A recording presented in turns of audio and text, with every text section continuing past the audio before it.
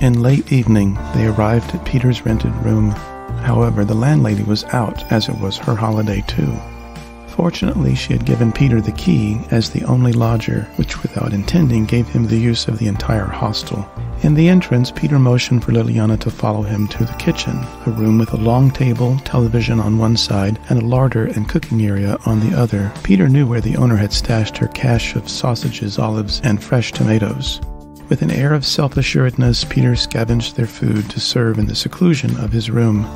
Like a bandit, Ljiljana copied his larceny and retrieved hard salamis, dried plums, and morning bread still fresh. Peter located an inexpensive bottle of white wine and left an IOU in its place. They soon devoured the food and wine, then relaxed upon the single bed propped up by pillows under their heads to ease their full stomachs. A single lamp in the corner projected warmth but scant light.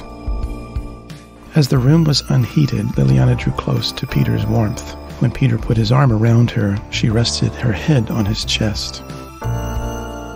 They did not wish to speak of deep things. Indeed, they did not feel the need to speak at all. However, all day Ljiljana had kept from Peter her secret about the Pearl's rumored misfortune. Yet hour by hour she grew more certain that Peter was faultless, chiefly due to his abundant pride in giving to her his gift. Thus the topic was uncalled for. Peter noticed the outside darkness, but said nothing. Rather, he kissed Ljiljana's forehead and rested his face against hers. She moved slightly, drew up her leg to cover his own, and relaxed. Peter kissed her again, her hair, and once more her forehead. Indeed, he regretted their time apart. Have all of my trips been in vain? He mused to himself. He numbered his past assignments to unfamiliar venues where only strangers had greeted him. While he planned to postpone his travel once he returned to Kiev, regrettably his immediate schedule, that is, after the holidays, took him to another project.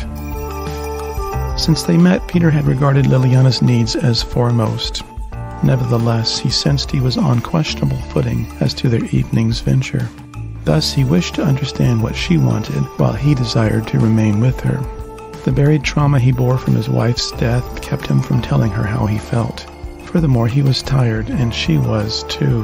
He promised himself that another opportunity would arise to speak his mind. The warmth from Peter's breath on her face reminded Ljiljana of a time when, as a child, her father and mother had liberally bestowed her with goodnight kisses. She still longed for that type of tenderness. Thus, when Peter displayed his love, she melted under an unassuming affection.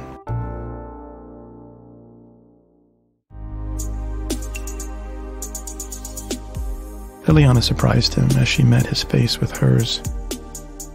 This time their kiss was long, full of Ljiljana's passion. Her hair played over his chest, and he touched it as if it were spun from gold. She felt his grip and kissed him harder. Enthralled at the suddenness of their passion, he moved her shoulders to angle his over her body. They had never pursued this level.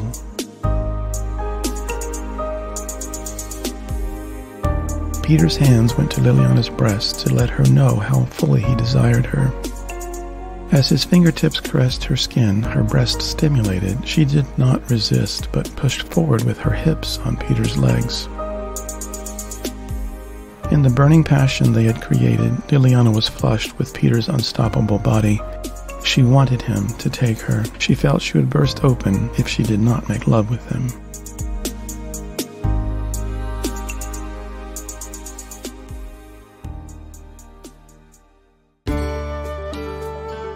In the minimal light of early dawn, and with his face near hers, the sound of Peter's breathing awakened Ljiljana.